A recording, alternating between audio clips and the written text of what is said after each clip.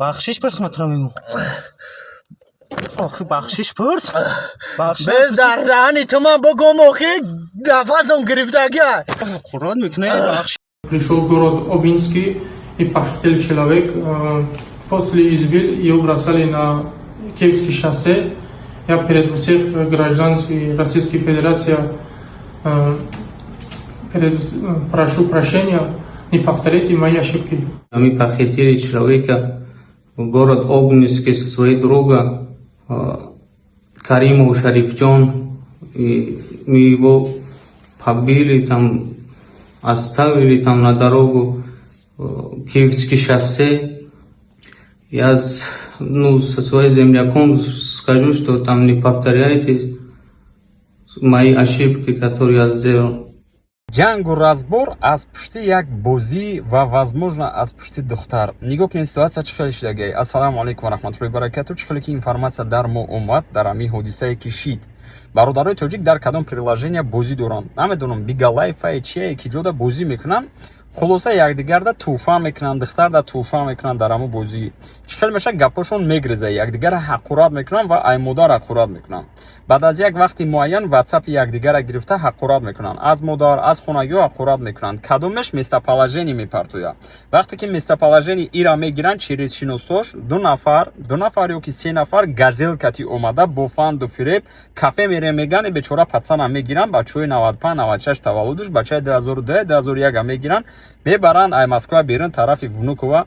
Мезананд телефонша мегиранд, мисол сёмкаш мекунанд, издиватсаш мекунанд, мепартоянша мобайни раданим колакшта када, мезананд мераванд. И такси файрод мекунад через прохожу ягон кас кати ба ҷои корша мерава ки начальникаш мебинад. Хулоса ва ё ҳам корманди давлат буда ира дастгирӣ мекунанд, мақсад дар ин ҳолат ариза мекунад ва ёро мегиранд меқапанд ина имрӯз суд шидай ба фикрам ивс равон кардан 2 моҳа то решение суд баромадана 2 моҳ пас суд мешавад, мисол баъд уже решение мебирояд паси панҷара кража мешавад, мисол статья 158 кати телефона диздагия мегаӣ баъд разбой.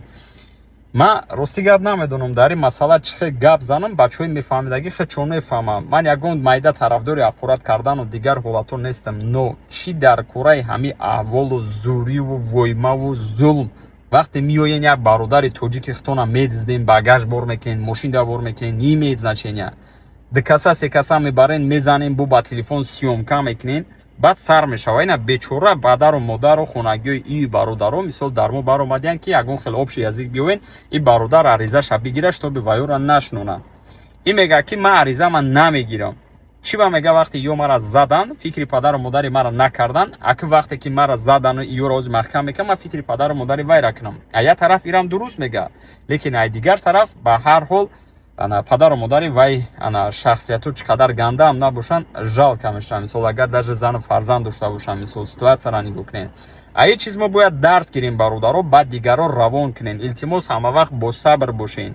Бачаҳои калон зану гулак дорен, як хелтон ба зана шидаен гуфти гапо мегарден, ҳаррӯз бозӣ када у приложение у бигалайфу мигалайфу прямо эфирода у падарка када хонада гуфти гапо продукта неста, шумо пул мепартоен падарка мекунен я дигаритона дар интернет. Чӣ дар курае? Оқибати ин ҳам хеле корои бад результат шинаияй. Иш травма гирифт, дигарош бошад паси панҷара.